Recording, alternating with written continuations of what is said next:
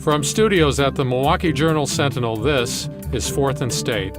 In this edition, a chat with Father Scott Pilarz, the president of Marquette University, on college athletics, rising tuition, and why he still likes living in student housing. I'm David Haynes. I'm the editorial page editor at the Milwaukee Journal-Sentinel, and we're joined today by Father Scott Pilarz, who's the 23rd president of Marquette University. He took over last summer for Father Robert Wild, who retired. Father Pilarz, welcome to Fourth and State. Thanks. It's great to be here. Thanks for being here. So I want to open by asking you about something that you're doing on campus that is a little bit unusual. You're actually living with the students. I am. Why would you want to do that? First of all, it's a long-standing Jesuit tradition. Okay. I'm not the only Jesuit at Marquette who lives in the residence hall. Okay. I'm actually joking. I think there's probably a lot of good reasons to want to do that. Right. No, it's great. It really is terrific. Yeah. It's a good way for me to stay in touch with what's happening in the lives of our students. Gives them an opportunity to talk to me, and they do. They're not shy when they see me coming and going to let me know what they're thinking. It also creates a space where I can bring people together, so it's worked out well. And what do they tell you when you hear from them? What kind of things do you hear? Very genuinely, they'll tell me how much they love Marquette. They're very concerned that I'm learning the place, that I'm fitting in, do I feel welcome? And they'll be practical too. So, for example, just the other day, a student said, "You know what we really need in this neighborhood? We need a supermarket." You know? So they're thinking pretty practically too. Good. So I understand that you used to live, or you once lived with freshmen. That's and true. You're not doing that now. Are you thinking maybe you won't go back to freshman dorms at this point? I think I've graduated. I've moved on to upperclassmen. Good.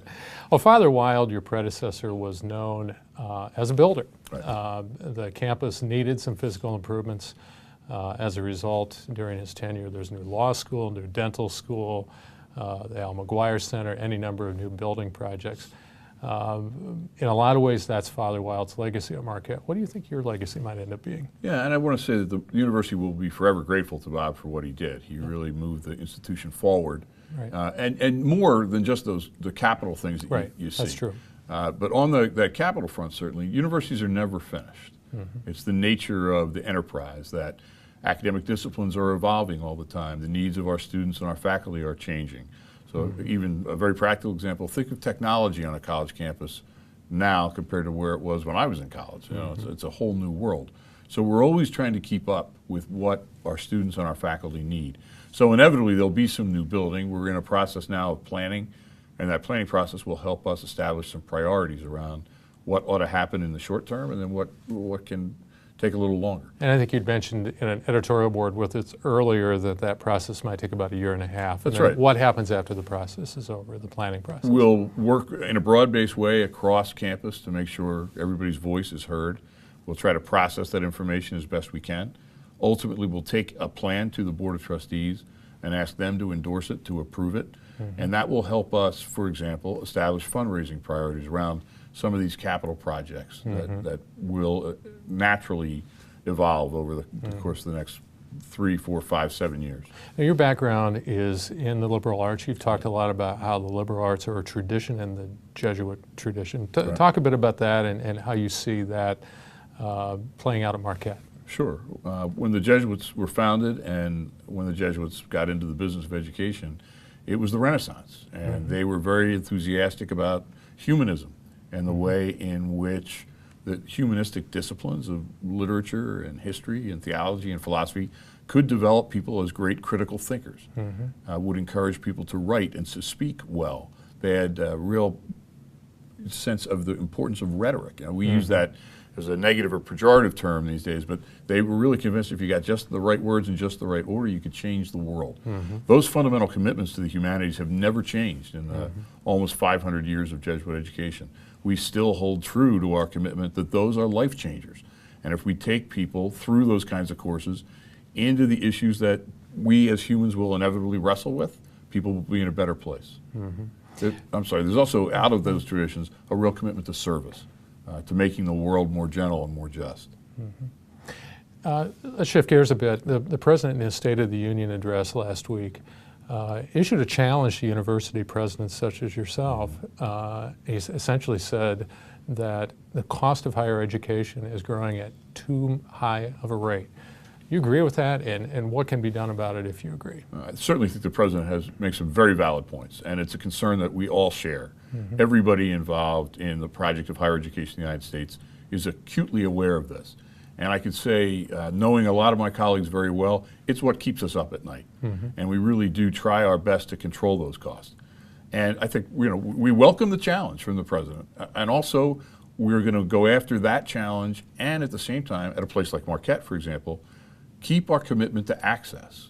For example, at Marquette next year, we will provide approximately $100 million in financial aid to students. That enables students who otherwise would never be able to come to Marquette to come and participate in what we think is a world-class education. And what percentage of students at Marquette get some form of financial aid? Approximately 90% get About some 90%. form of financial aid. Okay. And those federal programs are very important to us, Pell Grants in particular.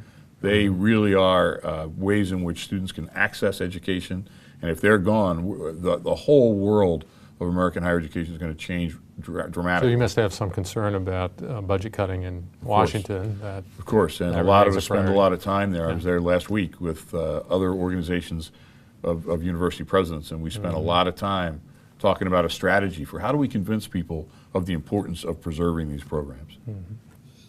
Let's shift gears one more time Sure. and move to athletics, a big part of how Marquette is known outside of Milwaukee.